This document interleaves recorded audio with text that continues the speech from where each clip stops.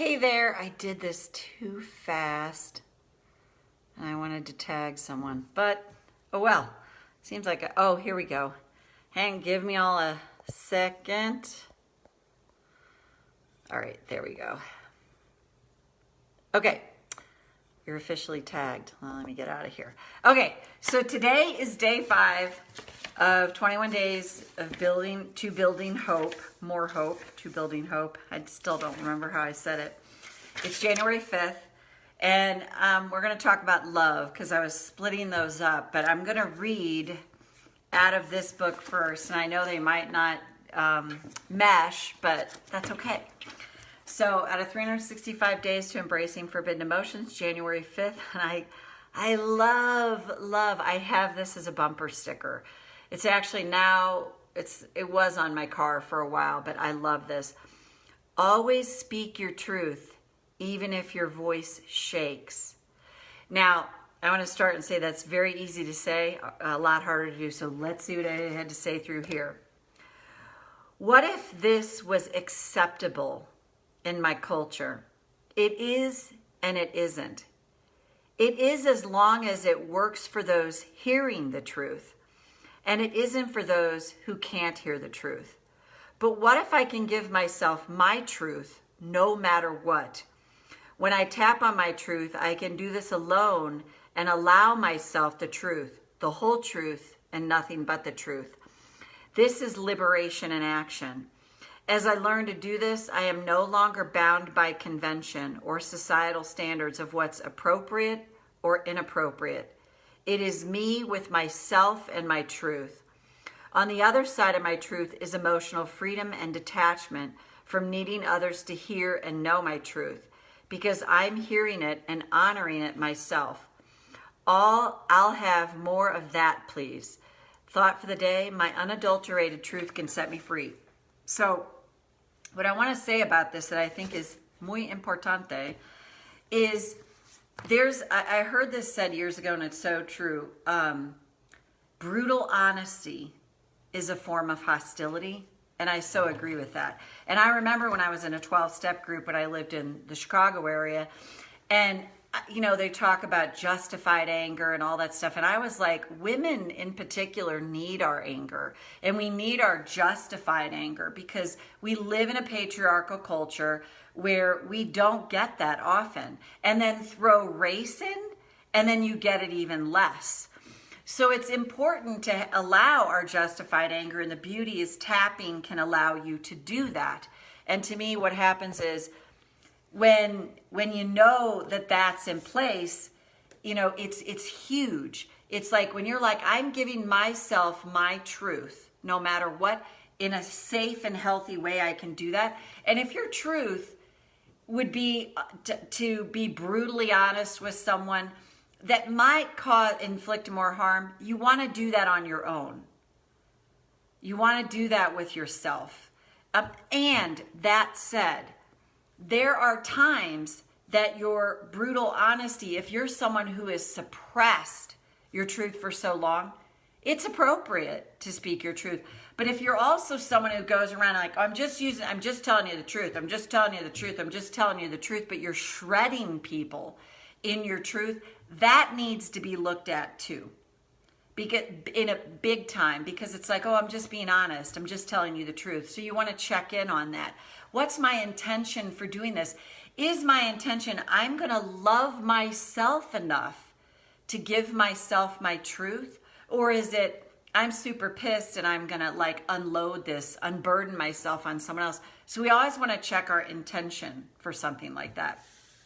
So there's that, and that's that reading. And then it's interesting because I do think this does tie to love and self-love.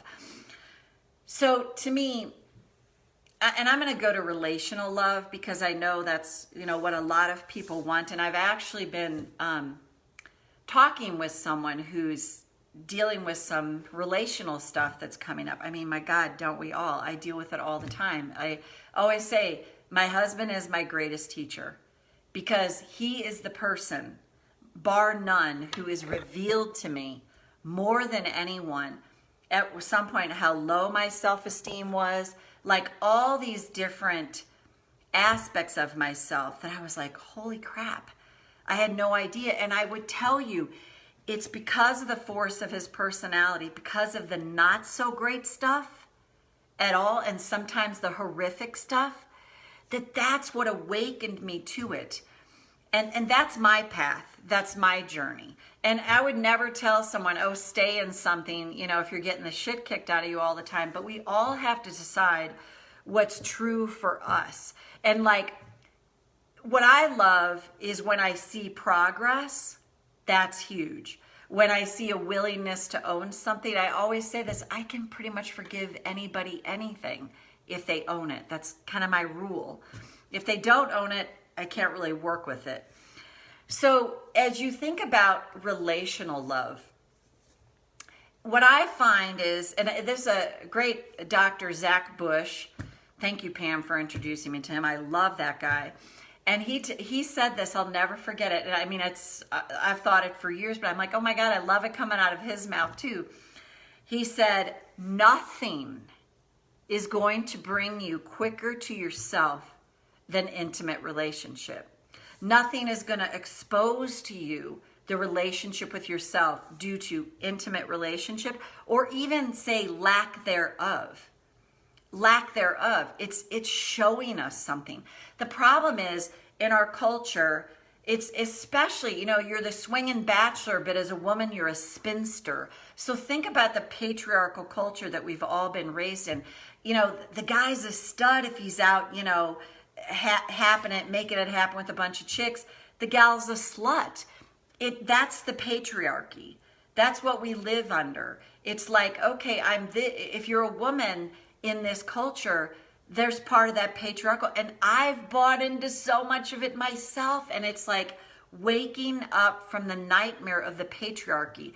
And the downside of the patriarchy to men is it's not allowing them their human emotions, their softness, their caring, their kindness. Men that are naturally more kind, and that it's like, oh, I've got to, keep the stiff upper lip and act this way.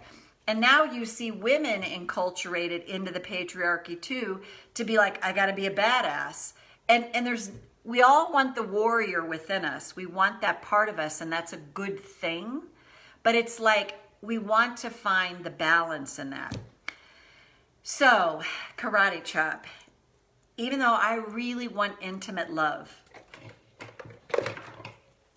Sorry, I had to unplug that. I really want that. Maybe I'm in a relationship. Maybe that relationship kind of sucks for me. Maybe it just needs some work. I choose to acknowledge my truth right now. Even though I'm lacking in intimate love, I don't think I was taught how to do this well. I choose to honor my truth right now. Even though there's judgments in my culture about not being in a relationship, especially if you're a woman, what if I can learn to make that okay? That I'm not in one right now. I choose to acknowledge my truth. Go to the eyebrow. I want more love in my life. And I want that intimacy. And that's what intimate relationships provide. In to me see. Intimacy. Into me see. And maybe I've been in relationships and they haven't worked out well for me. And maybe I'm afraid of getting burned again. Maybe I'm in a relationship and I'm getting sizzled But what if the truth is, all of this is just information? It's actually letting me know things about myself. And what if, as I see these things and I attend to them, what if my life opens up to greater love and understanding that starts from the inside out? And what if this fallacy from the patriarchal culture that somehow I'm more worthy in relationship if I'm in one? What if that's not true at all? And what if, as I go within and keep fostering more self-love, what if the universe is lining up for me the relationship that's meant for me? And what if that person is out there right now feeling the same as me and going within to heal? And what if, through our individual healing journeys, we're drawn together and we can start out from better footing because we've been healing individually. And as we come together in an amazing new way. So take a breath. So again, whether you're in a relationship, not in one, there's always just information there. Because I guarantee you there's people that are in relationships that are like, oh my God, like really? Like, oh my God, I would love time to myself. I'd love to be alone. And then you have people that are out of relationships that are like, I want to get in that. And really the truth is, hey, Selma, it's all just information for us. It's really all just information. Whether in or out, it's letting us know. If there's a great podcast, I need to post it in the group. It's Mark Groves is his name. And it's Attachment Theory. I think it's 101. It is so illuminating. It's about attachment styles. And he's got a guest on there, Sylvie.